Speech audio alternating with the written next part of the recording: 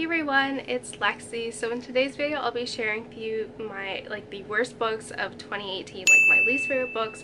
And so I read a total of 60 books this year and I did a really good job. For the most part, some of them were kind of middle of the road, some of them I loved. And there was only a handful of books that I actually totally despise. I think that's because I'm getting better at DNFing books that I'm not enjoying, and I think I've made it okay for myself to DNF books, and that's made a really big difference in just my overall reading enjoyment. And so there are only 5 books that I gave 2 and below stars. Yeah, I think that's pretty successful because once I made it okay for myself to DNF books, that's when I noticed the big kind of change in my reading. So yeah, without further ado, let's get started. So the first one was actually the first book that I read of 2018, and it was A Wrinkle in Time. I started reading this in anticipation for the movie that I never ended up seeing anyways. That was because I didn't like the book. I found this one, I like how it kind of incorporated math and some educational stuff in there, but for the most part I found it just to be really bizarre and out there. I wasn't connected to any of the characters. Yeah, it was just kind of all over the place, and I honestly didn't know what to think of it. It was just kind of a little strange. But yeah, I understand if you're a kid how you could like it, but I think kind of as an adult I was just I couldn't connect to it anyway, and I was just nope, not for me. Next would have to be Red Rising by Pierce Brown, and this was one that I heard many things about that were very positive, but once I kind of looked further into it, you either love it or hate it, and I was on the hate side. And this was just, I read it during one of my reading vlogs, I'm pretty sure, but yeah, I just did not like it. I found the main character to be so arrogant and annoying. I honestly could not stand him. He was just, I didn't like how basically the female characters were plot points, basically to help the main male characters make decisions.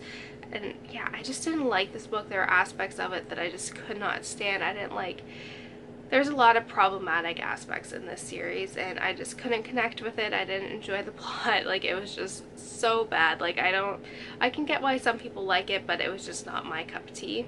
When I Found You, oh my goodness, I had such a big rant about this. I'm pretty sure if you look in my wrap up from when it was, I probably had some choice words to say about it, but basically one of my problems with this was just the main character. So basically the premise was this boy was found in the woods as a baby, and this man ended up saving it, and then the boy ends up living with his grandpa until he's mid-teens, until his grandma, until she kicks him out because he's just being a lot of problems, and she basically drops him off at this man's doorstep. And so basically this guy bends over backwards for this kid, and this kid just continues disrespecting him, lying to him, basically using him. And I was just I couldn't stand it. I didn't like the female characters. They weren't fleshed out enough.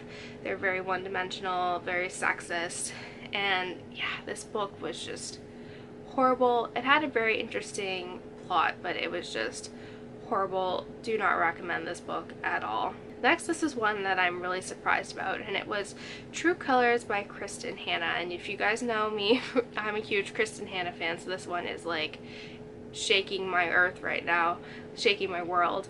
But basically it's about 3 sisters who kind of the ups and downs of their relationships over the course of several decades. And having a sister, I was really excited about this one, and just having that female relationship, especially with the Nightingale, which is so sisters heavy. I really had high expectations going into this, but I don't know, I think there were so many problematic issues with this book. One of the sisters is overweight, and she's constantly in kind of the descriptions of her is constantly referred to as fat. Her weight is the center, her main description. The youngest one just was so naive, made decisions without thinking about how they impacted those around her, and she was, I don't know, she would be someone I would really like to give slap.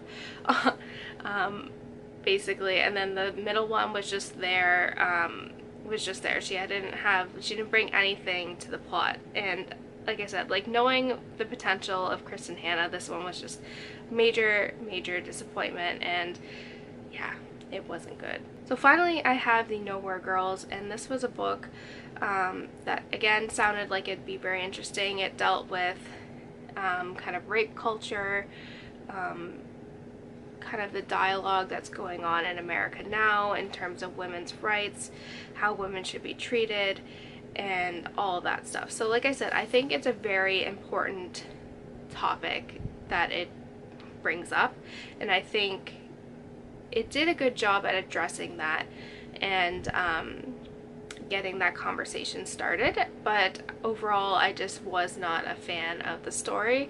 I found the characters, one character was kind of like the Christian savior, and it was just got to the point where it's just really repetitive and annoying.